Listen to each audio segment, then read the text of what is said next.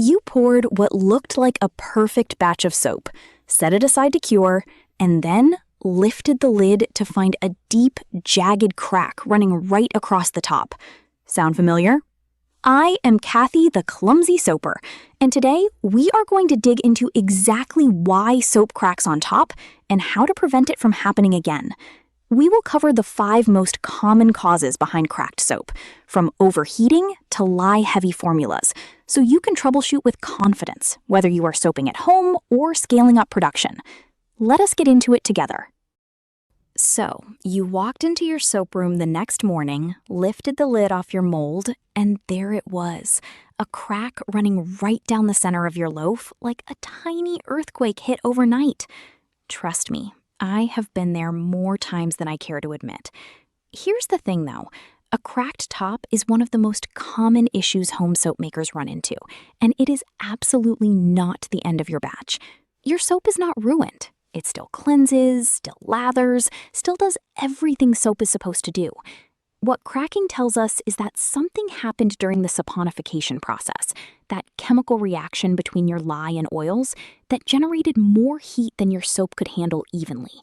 And once we understand the why behind it, we can go back and make simple, targeted adjustments. So that is exactly what we are going to do together.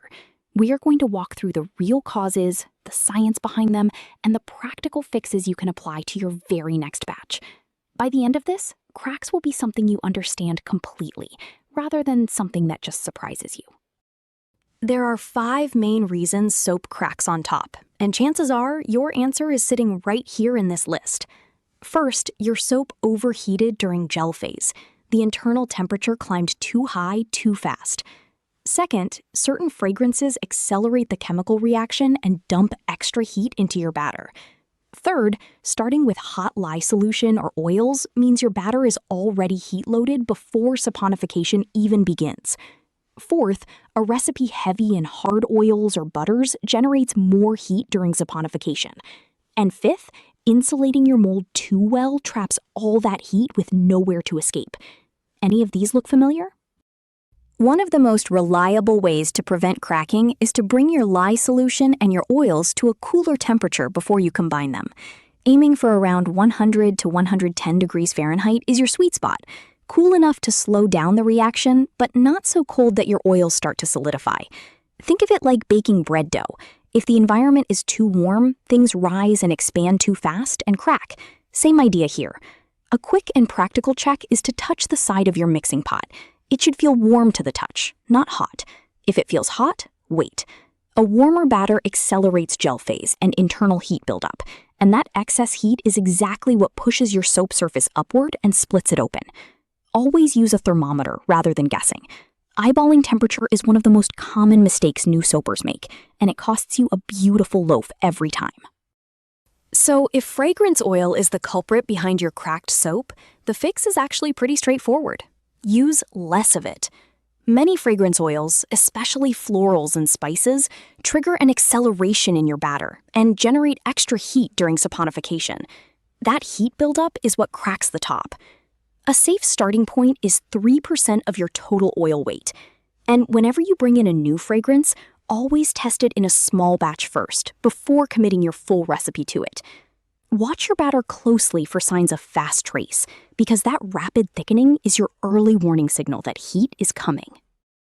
So if your soap keeps cracking from too much internal heat, the fix is actually simpler than most people think. Stop insulating it.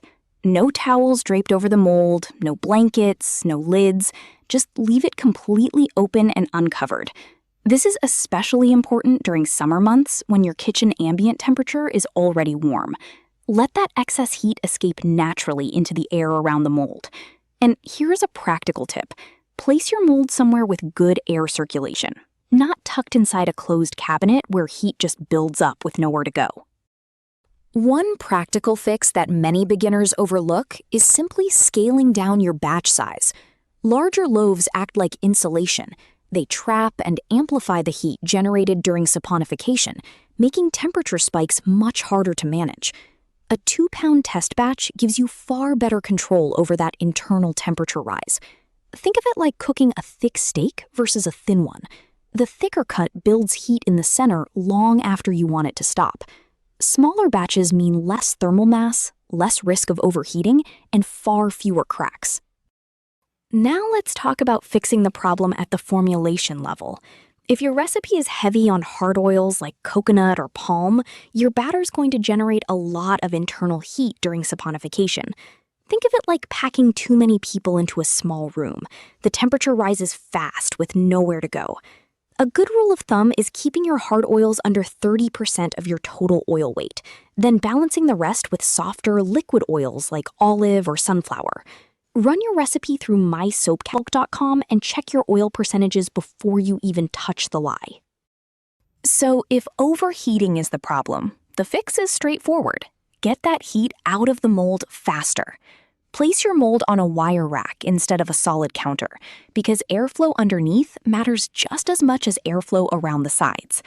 A small fan running nearby does a surprisingly good job of pulling heat away from the surface before that dangerous temperature spike can build up. Opening a window helps too, especially if your workspace tends to run warm. The cooler the ambient air around your mold, the slower and more even that saponification heat dissipates.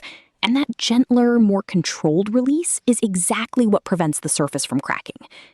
If you were soaping during summer months, bringing your mold down to a basement counter is honestly one of the simplest and most effective tricks you can use. Basements naturally stay several degrees cooler, and that passive cooling can be the difference between a smooth, crack-free top and a frustrating split right down the center of your loaf. And our last fix is one that a lot of soapers overlook: the fridge method.